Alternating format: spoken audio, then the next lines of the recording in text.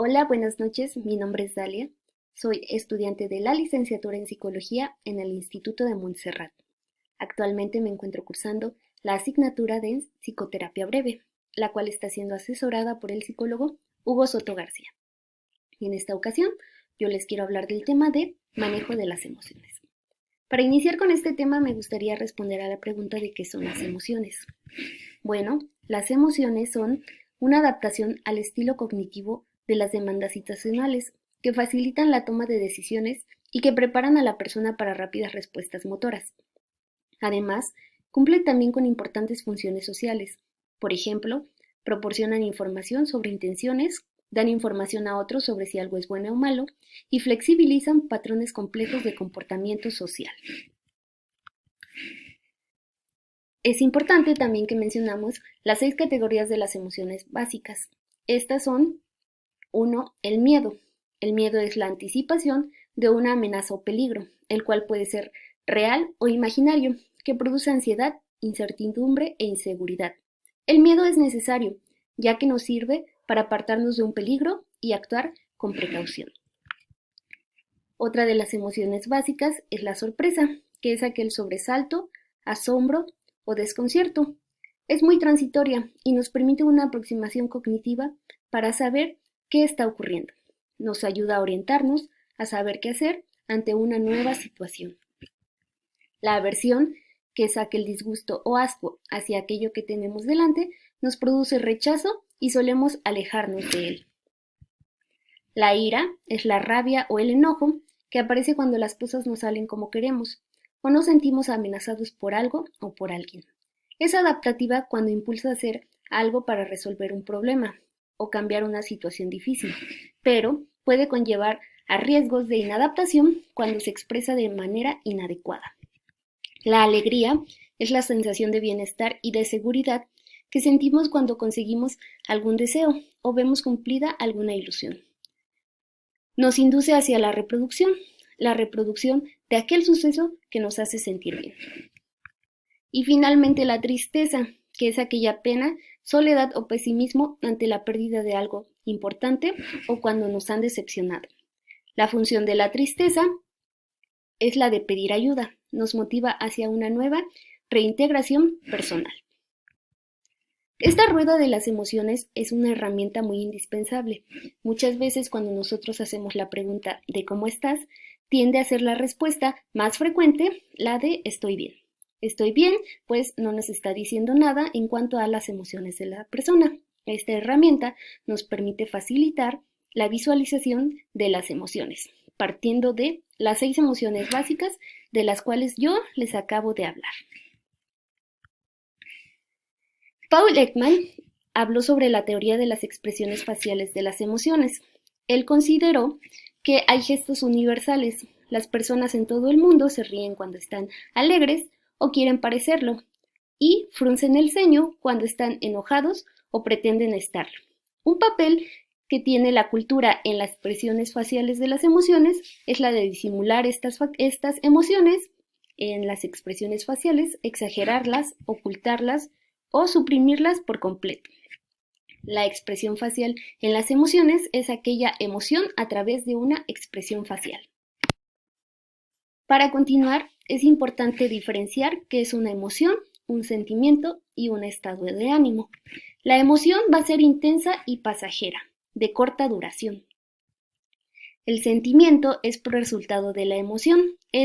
Pues es el resultado de la situación más la emoción. Además de que esta emoción se hace consciente, ya hay un pensamiento sobre la emoción. Y este sentimiento tiende a ser estable, duradero y menos intenso.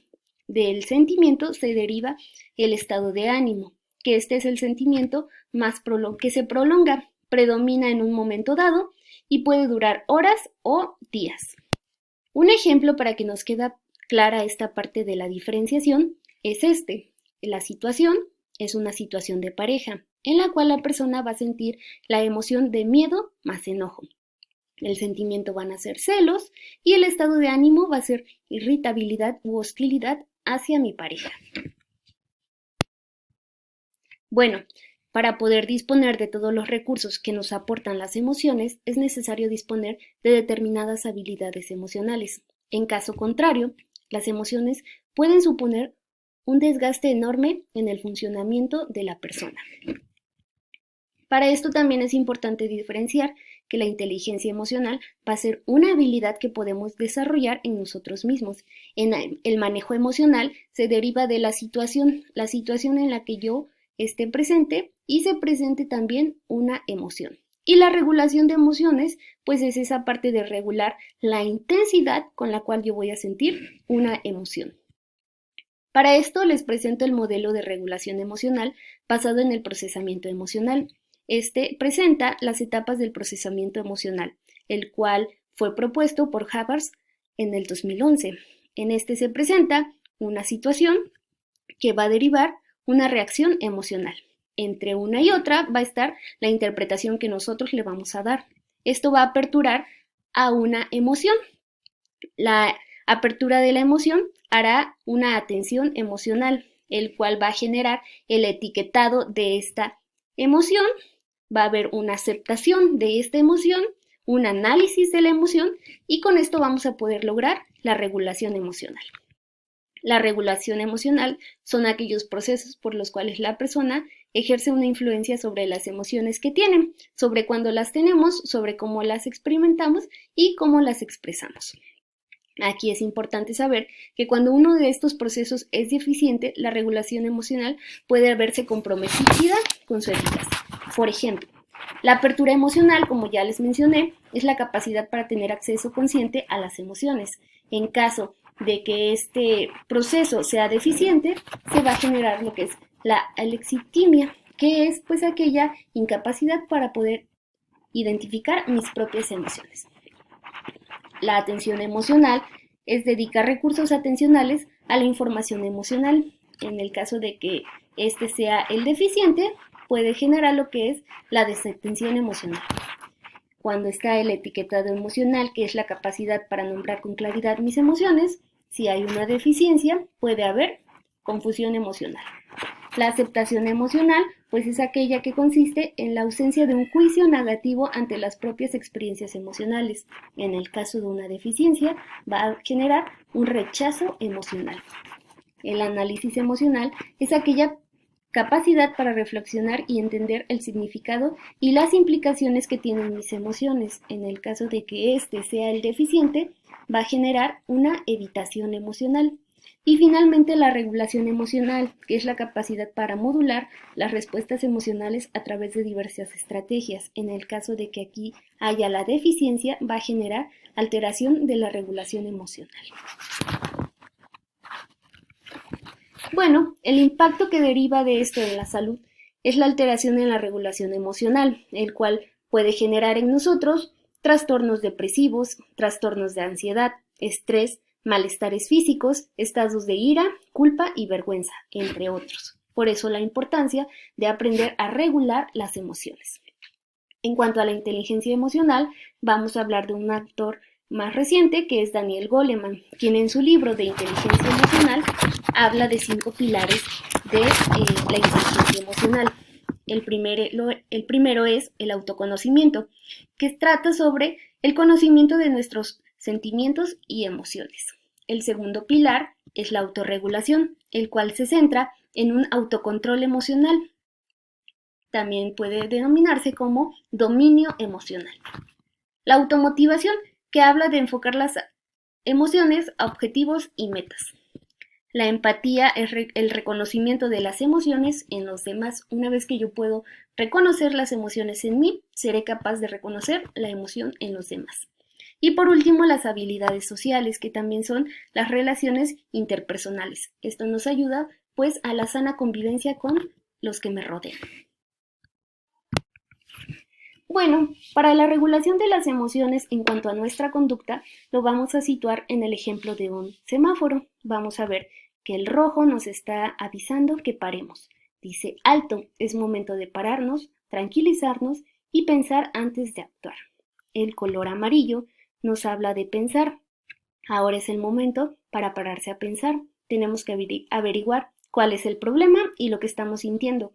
Debo pensar en soluciones y en las consecuencias que van a tener estas soluciones. Y el verde, pues me menciona que puedo solucionarlo. Es hora de elegir la mejor solución y ponerla en marcha.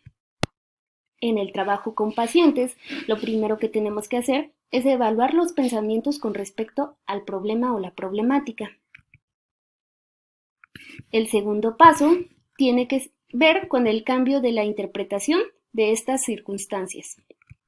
Y el tercer paso es incrementar la autoeficacia, que tiene que ver con la confianza de la propia capacidad para lograr los resultados que estamos esperando. La terapia narrativa va a ser una de nuestras herramientas que podemos utilizar en esta parte de la regulación emocional. Este es un enfoque que sustenta la idea de que las personas formamos nuestra propia identidad a partir de las historias que nos contamos acerca de nosotros o nosotras mismas. Este enfoque pues habla de ponerle nombre a nuestro problema, exteriorizar el problema, tiene que ver también con algunos desenlaces inesperados sobre el problema, la desconstrucción de estos desenlaces inesperados, adoptar una postura ante nuestro problema, usar documentos terapéuticos, esto puede ser algunas narrativas como cartas o diarios que podemos llevar a cabo, estos nos van a ayudar a narrar y renarrar nuestras historias para encontrar por ahí algo que se nos esté escapando, el uso de testigos externos, el remembrar esta parte de la problemática y lo que nos va a generar obtener un relato más rico de la información.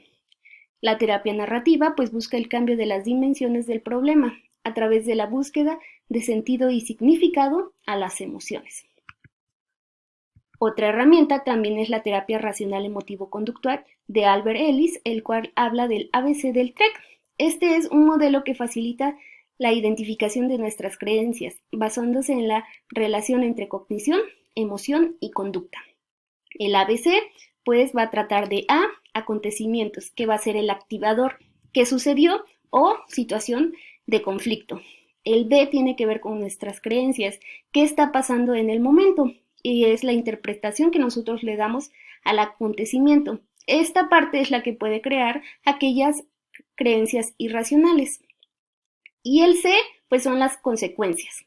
¿Qué emoción o emociones sentiste? ¿Qué sentiste en tu cuerpo? ¿Y qué hiciste? Para que nos quede un poquito más clara esta parte del ABC de la TREC, pues vamos a poner un ejemplo. El A, pues a las 11 p.m. mi pareja recibió demasiados mensajes de texto. En la sección B, seguramente me es infiel con alguien más, que tiene que ver con mis creencias.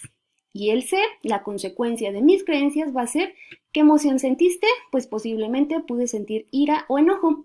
¿Qué sintió tu cuerpo? Se pudo generar algún dolor de cabeza, tensión muscular o sudoración. ¿Qué hiciste?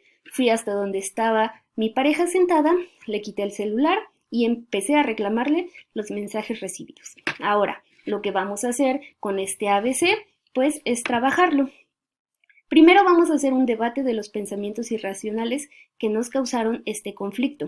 ¿Qué evidencias tienes de que esto sea real? ¿Qué te ha funcionado pensar de esta forma? Y 3, entonces, si llega un mensaje a tu pareja, significa que te está engañando, a lo que vamos a dar respuestas a este debate. En el número 1, donde preguntamos qué evidencias tienes de que esto sea real, pues, por ejemplo, no tengo pruebas de que me sea infiel. En el número 2, ¿te ha funcionado pensar de esta forma? No, solo me ha enojado, empeorando la relación con mi pareja e incluso con nuestra familia. Y 3, entonces, si llegan mensajes a tu pareja, ¿significa que te está engañando? No necesariamente. Por último, lo que vamos a hacer es una adopción de pensamientos sanos. Por ejemplo, me gustaría que mi pareja no recibiera mensajes por la noche, pero el que los reciba no significa que me esté siendo infiel, además de que es algo que puedo soportar. Bueno, otra de las herramientas que podemos utilizar para el manejo de las emociones son las técnicas de relajación. Por ejemplo, la técnica de la relajación progresiva de Jacobson.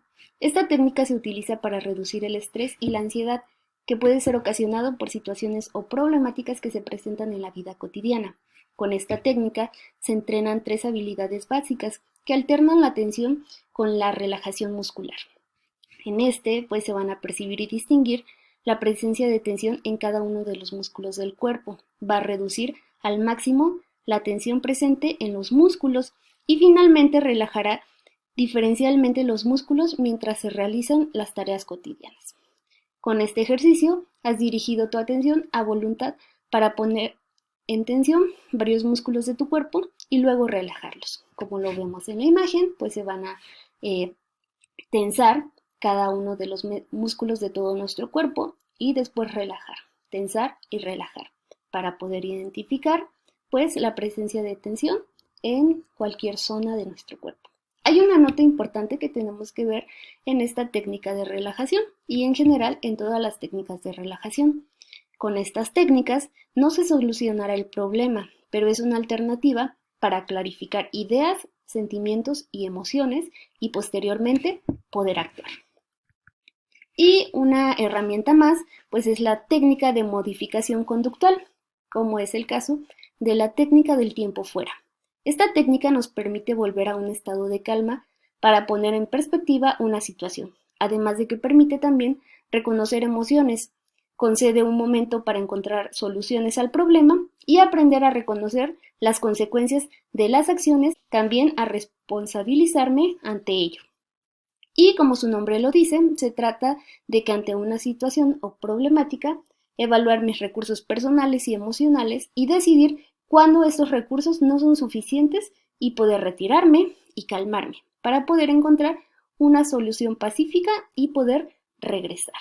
Esta técnica, nuevamente, como la nota lo menciona, son técnicas que no solucionan el problema, pero son alternativas para clarificar ideas, sentimientos y emociones y de esta forma poder actuar.